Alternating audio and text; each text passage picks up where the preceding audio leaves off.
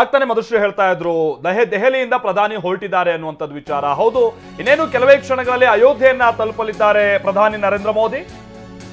ಮಹರ್ಷಿ ವಾಲ್ಮೀಕಿ ವಿಮಾನ ನಿಲ್ದಾಣ, ನೂತನವಾಗಿ ಲೋಕಾರ್ಪಣೆ ಆಗಿರುವಂತಹ ವಿಮಾನ ನಿಲ್ದಾಣ. ಕೆಲ ದಿನಗಳ ಹಿಂದೆ ಇದೇ ವಿಮಾನ ನಿಲ್ದಾಣಕ್ಕೆ ಬಂದು ಪ್ರಧಾನಿ ಲೋಕಾರ್ಪಣೆಗೊಳಿಸಿದ್ರು ಆ ವಿಮಾನ ನಿಲ್ದಾಣವನ್ನ.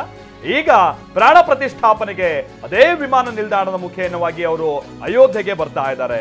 ಬೆಳಗ್ಗೆ 10:55ಕ್ಕೆ ಅವರು ಅಯೋಧ್ಯೆಗೆ ಬರಲಿದ್ದಾರೆ. ಅದಾದ ನಂತರ ಅಲ್ಲಿ ಹೆಲಿಕಾಪ್ಟರ್ ಮುಖೇನವಾಗಿ ಅವರು ಹೊರಡಲಿದ್ದಾರೆ ಅನ್ನುವಂಥದ್ದು ಗೊತ್ತಾಗ್ತಾ ಇದೆ. ರಾಮ ಜನ್ಮಭೂಮಿಗೆ ಮೋದಿ ಪ್ರಯಾಣವನ್ನ ಬೆಳೆಸಲಿದ್ದಾರೆ.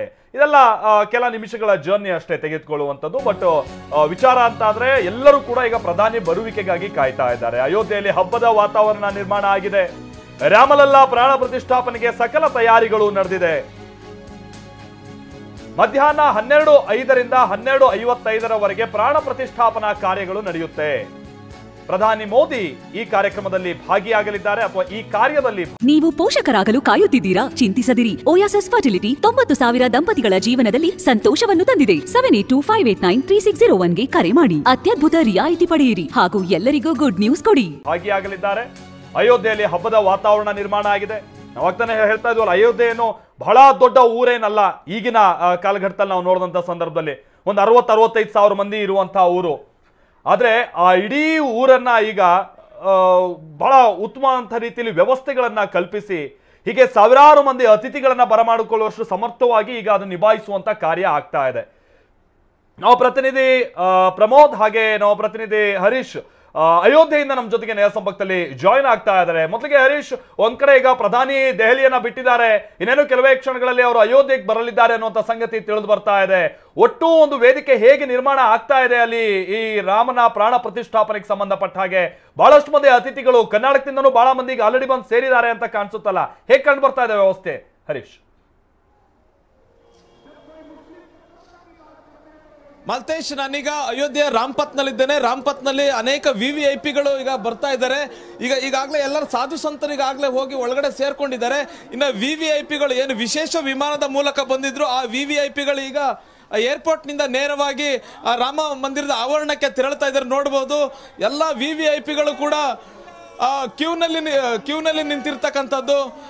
ಇವತ್ತು ಅಯೋಧ್ಯೆಗೆ ಬರೋರು ಎಲ್ಲರೂ ಕೂಡ ಇವತ್ತು VIP ಅತಿಥಿಗಳೇ. ಹಾಗಾಗಿ ಅವರು ಕೂಡ ಇವತ್ತು ಕ್ಯೂನಲ್ಲಿ ನಿಲ್ಬೇಕಾದಂತಹ ಪರಿಸ್ಥಿತಿ ಇದೆ. ಯಾಕಂತಂದ್ರೆ ಆವರಣದ ಒಳಗೆ 7,000 ಜನ ಒಳಗಡೆ ಹೋಗ್ಬೇಕು. 5,000 ಜನ ಸಾಧು ಸಂತರು, ಇನ್ನುಳಿದಂತೆ 2,000 ಜನ ಇನ್ನಿತರ ಚಿತ್ರರಂಗದ ಗಣ್ಯರು, ಉದ್ಯಮಿಗಳು ಅವರೆಲ್ಲರೂ ಕೂಡ ಬಂದಿದ್ದಾರೆ. ನಮ್ಮ ಜೊತೆ ಇದ್ದಾರೆ ಇಸ್ಕಾನ್ನ ಸ್ವಾಮಿ. ಏನು ಹೇಳ್ತೀರಿ ನೀವು ಇವಾಗ? ಜೈ ಶ್ರೀರಾಮ್.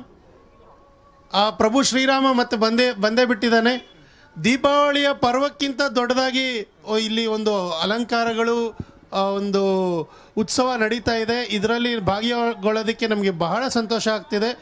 ನಮ್ಮ ಇಸ್ಕಾನ್ ಬೆಂಗಳೂರಿನ ಅಧ್ಯಕ್ಷರು ಮಧು ಪಂಡಿತ್ ದಾಸರು, ಅಕ್ಷಯ ಪಾತ್ರೆ ಅಧ್ಯಕ್ಷರು, ಅವರಿಗೂ ನಿಮಂತ್ರಣ ಬಂದಿದೆ. ಅವರು ಒಳಗಡೆ ಹೋಗಿದ್ದಾರೆ, ಆಗಲೇ ಅಲ್ಲಿ ಕೂತಿದ್ದಾರೆ. ಇವತ್ತು ಭಗವಂತನ ದರ್ಶನ ಆಗುತ್ತೆ. ನಾವೆಲ್ಲರೂ ಹೊರಡ್ತಾ ಇದ್ದೀವಿ ಅಲ್ಲಿಗೆ. ಸೊ ರಾಮರಾಜ್ಯ ಬಂದಂಗೆ ನಮಗೆ ಒಂದು ಭಾಸವಾಗ್ತಾ ಇದೆ. ಬಹಳ ಸಂತೋಷ ಆಗ್ತಾ ಇದೆ. ಜೈ ಶ್ರೀರಾಮ್. ಮಾಲ್ತೇಶ್, ಇದೇ ಮಾರ್ಗದ ಮೂಲಕ ಅನಿಲ್ ಕುಂಬ್ಳೆ ಅವರು ಹೋದ್ರು.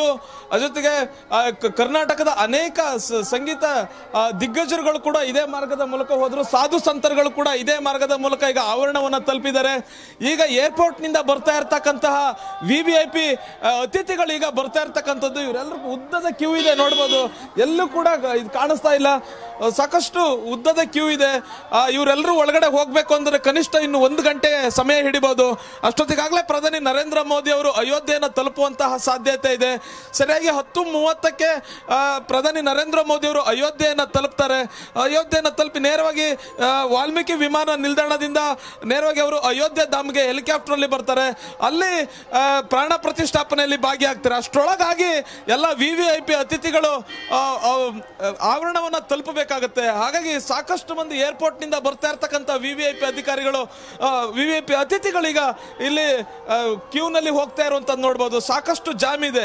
ಏರ್ಪೋರ್ಟ್ ರೋಡಿಂದ ಬರ್ತಾ ಇರ್ತಕ್ಕಂಥದ್ದು ಸಾಕಷ್ಟು ಜಾಮ್ ಇರೋದ್ರಿಂದ ಎಲ್ಲರನ್ನು ಕೂಡ ಕ್ಯೂ ಅಲ್ಲಿ ನಿಲ್ಸಕ್ಕೆ ಕಳಿಸ್ತಾ ಇದ್ದಾರೆ. QR ಕೋಡ್ ಕೂಡ ಇರುತ್ತೆ. ಅಂದ್ರೆ QR ಕೋಡ್ನಲ್ಲಿ ಹೊಂದಿಕೆ ಆಗಬೇಕು ಅಂತವ್ರನ್ನ ಮಾತ್ರ ಒಳಗಡೆ ಬಿಡಲಾಗುತ್ತೆ. ಹಾಗಾಗಿ ಸಾಕಷ್ಟು ಸಮಯ ಹಿಡಿತಾ ಇದೆ. ಮತ್ತೆ ವೆಹಿಕಲ್ಗಳನ್ನು ಕೂಡ ಮತ್ತೆ ಪಾರ್ಕಿಂಗ್ ಹಾಕೋಕ್ಕೂ ಕೂಡ ಸಾಕಷ್ಟು ಸಮಸ್ಯೆ ಆಗುತ್ತೆ. ಯಾಕಂದ್ರೆ VVIPಗಳು VIP ಅತಿಥಿಗಳು ಬರೋದ್ರಿಂದ ಎಲ್ಲರೂ ಕೂಡ ಪ್ರತ್ಯೇಕವಾಗಿ ಕಾರ್ನಲ್ಲೇ ಬರ್ತಾ ಇದ್ದಾರೆ. ಹಾಗಾಗಿ ಪಾರ್ಕಿಂಗ್ ಕೂಡ ಬಹಳಷ್ಟು ದೊಡ್ಡ ಸಮಸ್ಯೆ ಆಗಿದೆ ಮಾಲ್ತೇಶ್.